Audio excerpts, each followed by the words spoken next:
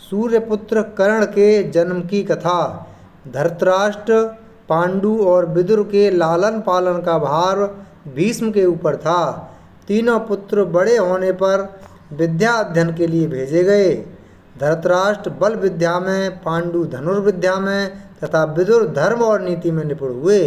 युवा होने पर धृतराष्ट्र अंधे होने के कारण राज्य के उत्तराधिकारी न बन सके।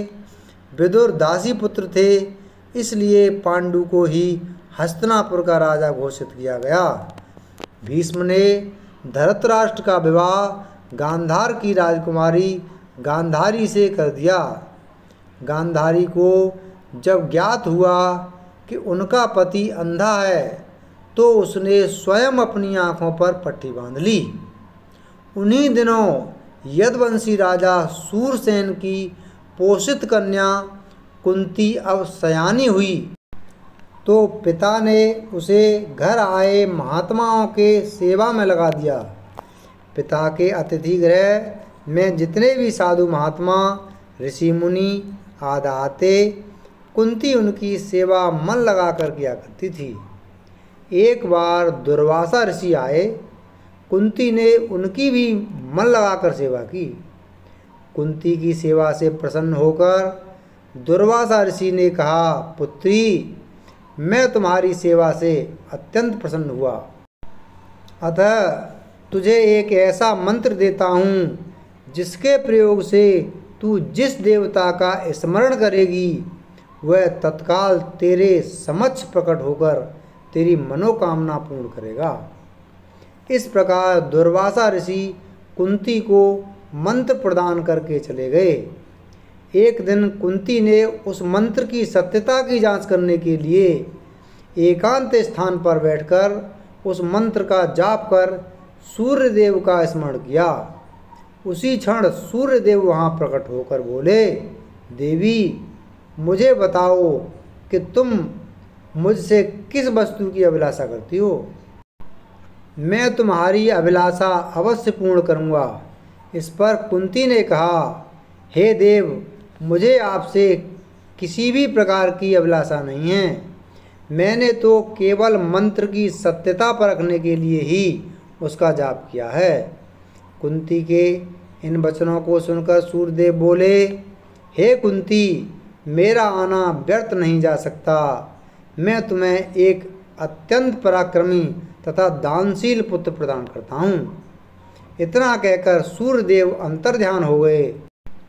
कुंती ने लज्जावश यह बात किसी से नहीं कह सकी। समय आने पर उसके गर्भ से कवच कुंडल धारण किए एक पुत्र उत्पन्न हुआ। कुंती ने उसे एक मंजूषा में रखकर रात्रि बेला में गंगा में बहा दिया। वह बालक बहता हुआ उस स्थान पर पहुंचा जहां पर धृतराष्ट्र का सारथी अधिरथ अपने अश्व को गंगा नदी में जल पिला रहा था। उसकी दृष्टि कवच कुंडलधारी शिशु पर पड़ी। अधिरथ निसंतान था, इसलिए उसने बालक को अपने छाती से लगा लिया और घर ले जाकर उसे अपने पुत्र के जैसा पालने लगा। उस बालक के कान अति सुंदर थे, इसलिए उसका नाम कर्ण रखा गया। कर्ण गंगा जी में बहता हुआ जा रहा था कि महाराज धृतराष्ट्र के सारथी अधिरथ और उनकी पत्नी राधा ने उसे देखा और उसे गोद ले लिया और उसका लालन पालन करने लगे।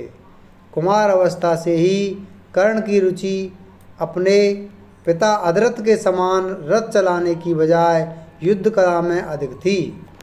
कर्ण और उसके पिता अधिरथ आचार्य द्रोण से मिले, जो कि उस समय युद्ध कला के सर्वश्रेष्ठ आचार्यों में से एक थे। द्रोणाचार्य उस समय कुरु राजकुमारों को शिक्षा दिया करते थे। उन्होंने कर्ण को शिक्षा देने से मना कर दिया, क्योंकि कर्ण एक सारथी पुत्र था और द्रोण केवल क्षत्रियों को ही शिक्षा दिया करते थे। द्रोणाचार्य की असम्मति के उपरांत कर्ण ने परशुराम से संपर्क किया, जो कि केवल ब्राह्मणों को ही शिक्षा दिया करते थे। कर्ण ने स्वयं को ब्राह्मण बताकर परशुराम से शिक्षा का आग्रह किया। परशुराम ने कर्ण का आग्रह स्वीकार किया और कर्ण को अपने समान ही युद्ध कला और धनुर्विद्या में निष्णात किया। कर्ण को उसके गुरु परशुराम और पृथ्वी माता से श्राप मिला था। कर्ण की शिक्षा अपने अंतिम चरण पर थी। एक दोपहर की बात है, गुरु परशुराम कर्ण की जंघा पर सिर रखकर विश्राम कर रहे थे। कुछ देर बाद कहीं से एक बिच्छू आया और उसकी दूसरी जांघ पर काटकर घाव बनाने लगा। गुरु का विश्राम भंग ना हो, इसलिए कर्ण बिच्छू को दूर ना हटाकर उसके डंक को सहता रहा। कुछ देर में गुरुजी की निंद्रा टूटी और उन्होंने देखा कि कर्ण की जांघ में बहुत रक्त बह रहा है।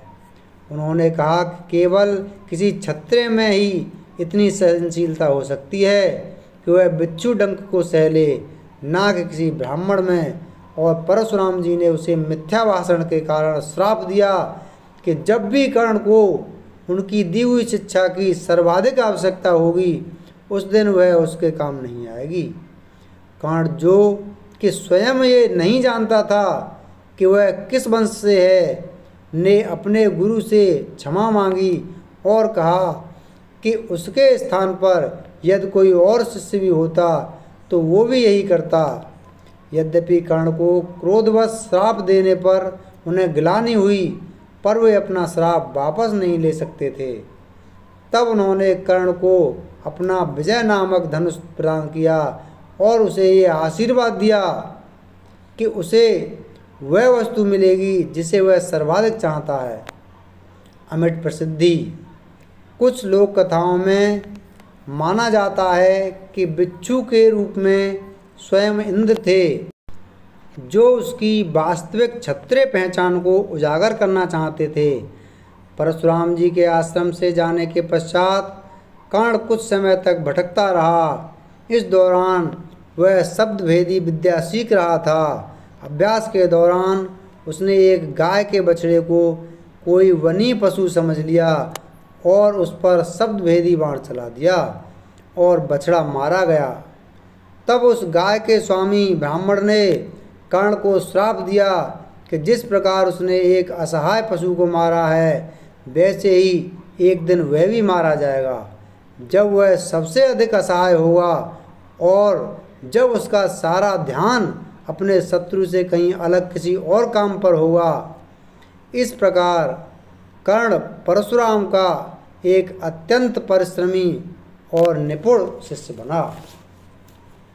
कर्ण दुर्योधन के आश्रय में रहता था। गुरु द्रोणाचार्य ने अपने शिष्यों की शिक्षा पूरी होने पर हस्तिनापुर में एक रंगभूमि का आयोजन करवाया। रंगभूमि में अर्जुन विशेष धनुर्विद्या युक्त शिष्य प्रमाणित हुआ।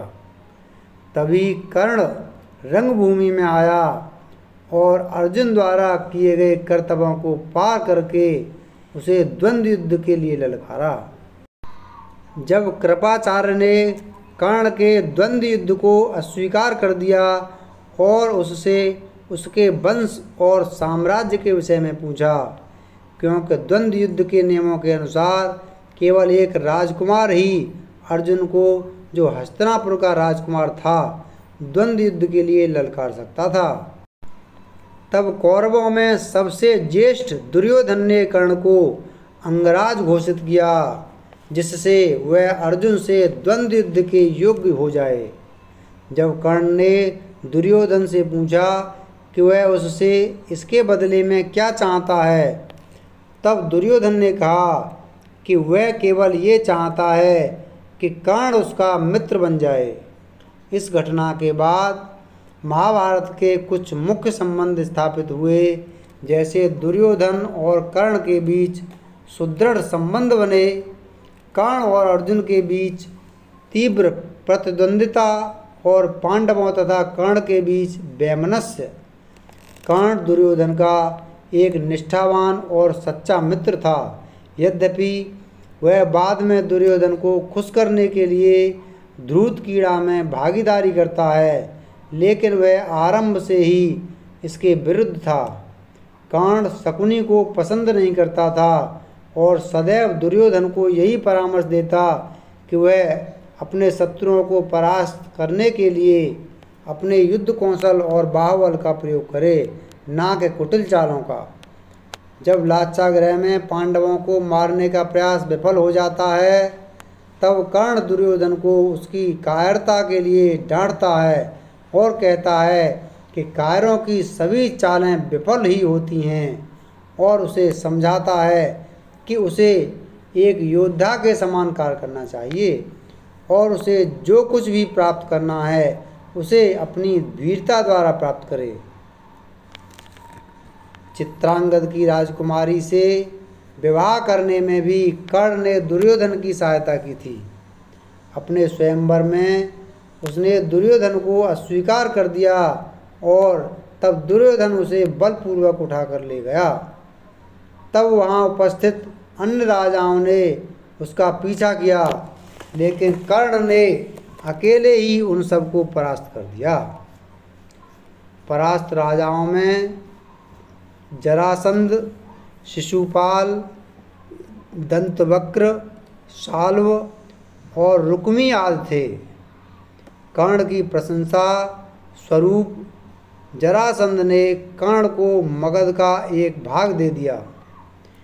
भीम ने बाद में श्री कृष्ण की सहायता से जरासंध को परास्त किया, लेकिन उससे बहुत पहले कर्ण ने उसे अकेले परास्त किया था।